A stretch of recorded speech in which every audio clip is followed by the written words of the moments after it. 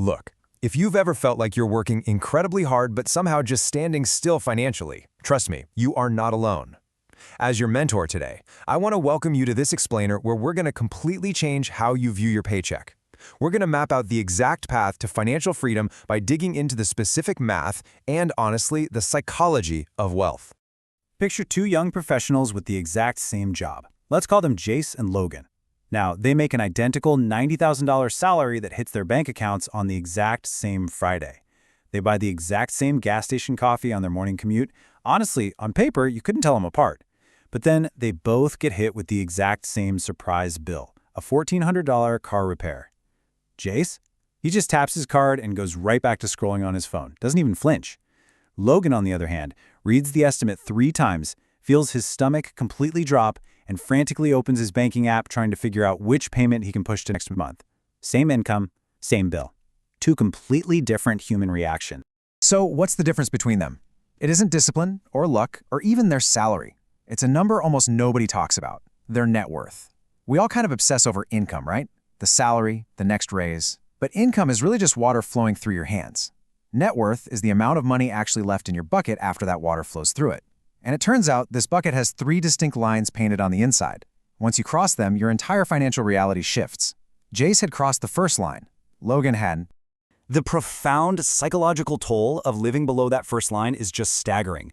There's this fascinating New Jersey mall study that proved facing an unexpected expense when you don't have a financial cushion literally drains your cognitive problem-solving abilities.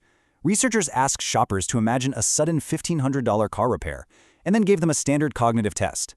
Wealthier shoppers saw absolutely no change in their scores.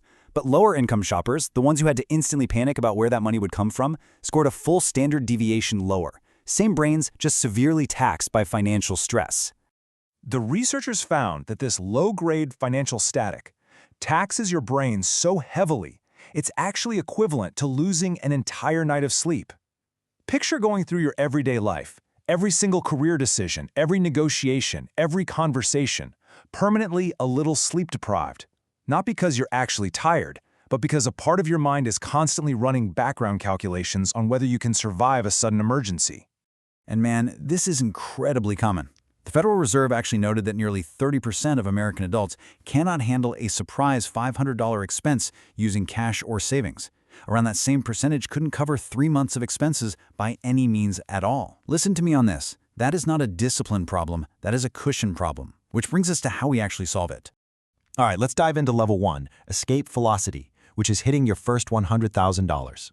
For a lot of folks just starting out, this number feels impossibly far away. But as the late billionaire Charlie Munger famously pointed out, this initial phase is an absolute slog. He bluntly stated that the first $100,000 is a completely grueling hurdle, but you simply have to do it.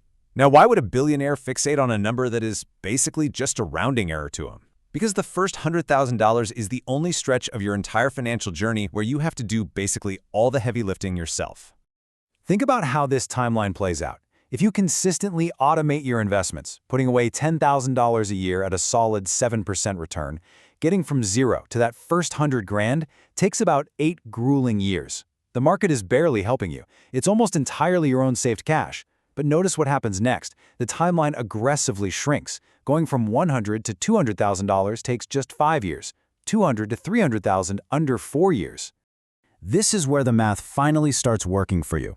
Because at $100,000, your portfolio acts like a giant snowball that has crested the hill and is rolling down the other side, gathering its own mass.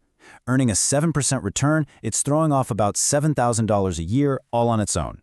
That's money earned while you sleep. Your money has quietly clocked in for its very first day of work.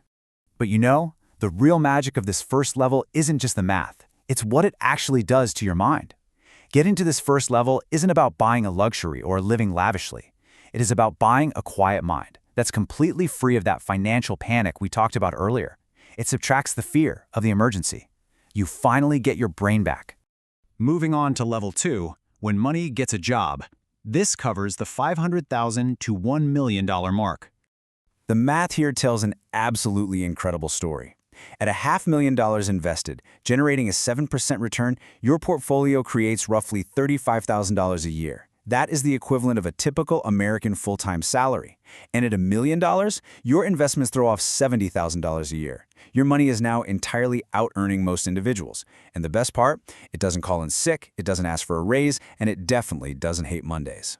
At this level, you aren't necessarily living like a billionaire, but you gain this invisible armor against daily friction. You stop checking every single price tag at the grocery store. You book the direct flight instead of suffering through 2 awful layovers just to save $60. When your dishwasher breaks, the crisis lasts exactly 4 minutes while you calmly buy a replacement. Most importantly, though, you gain the quiet, powerful option to walk away from a bad boss or an unreasonable demand at work, because you know for a fact you have a real safety net. However, there is a massive trap hiding here: the hedonic treadmill, or lifestyle inflation. This is the silent assassin of wealth. Every time your income goes up, there's this strong gravitational pull to upgrade your lifestyle right behind it. You get a raise, you buy a nicer car, and soon that nicer car just feels normal. The thrill completely evaporates, but that monthly payment, yeah, that stays. You absolutely must resist this. You have to let the gap between what you make and what you spend stay open long enough for compounding to actually do its magic. Okay, level 3, buying back your time, the $2.5 to $5 million tier. If you reach this tier, you hit what John Goodman's character in The Gambler famously called FU money, the ultimate position of control. This level isn't just movie dialogue, though. It's built on the mathematically tested 4% rule. It's a super simple shortcut that tells you exactly how much you need to never have to work again. Step 1, calculate your total annual expenses. Step 2, multiply that number by 25. Step 3, your investments can now safely fund your life forever. Let's actually look at how this 25x multiplier works in action. Think about your ideal lifestyle right now. If it costs $40,000 a year, your magic number is $1 million. If you spend $80,000, it's $2 million. And if your ideal life costs $100,000 a year, you need $2.5 million in investments. Hitting this firmly places you in the absolute top tier of American households. But here's kind of the uncomfortable truth about this rare air. A lot of people reach this level and are still absolutely miserable because they assume the money itself is the destination. Research from Matthew Killingsworth proves that immense wealth only continues to buy happiness if you use it to purchase the ultimate non-renewable resource, your time. If you use it to buy control over your own schedule, waking up without an alarm, saying yes to the people you love, and no to work you hate, that is when it truly changes your life. So as we summarize this whole roadmap, I want you to notice the core pattern. As you progress from 0 to millions, each level isn't about adding fancy stuff to your life, it's about removing fundamental fears. Level 1 subtracts the fear of emergencies and buys a quiet mind. Level 2 subtracts the fear of being trapped by an employer and buys you options. And Level 3 removes the biggest fear of all, buying back your actual, finite life hours. Now, if you're a young professional just starting out and maybe feeling a bit overwhelmed by these massive numbers, listen to me closely. Your only job right now is to automate your contributions. Seriously, set up those recurring transfers so the money invests itself every single month before you even see it. Ignore the noise, outlast the boring part, and be stubborn enough to let the math start working for you. Success here is entirely built on unglamorous, automated consistency. Because, look, a decade from now, the reality of your daily habits is going to catch up with you. 10 years from now, your money will either be quietly working for you, or you'll be working around the lack of it. You're either going to be calmly navigating life's emergencies like Jace, completely unfazed, or you'll be stuck in a panicked, sleep-deprived cycle like Logan. The only difference between them was the quiet, automated actions they took years before that parking lot moment. So as you look at your own financial roadmap right now, I want to leave you with this final thought. Which specific net worth level are you aggressively building those boring, automated habits to conquer today? Decide on your target, put your system on autopilot, and ask yourself, what is your quiet mind really worth? Thanks for watching. If this gave you a new way to think about your wealth, subscribe to Langford Invests. Leave a comment below with the one savings move you're making this year, and I'll see you in the next one.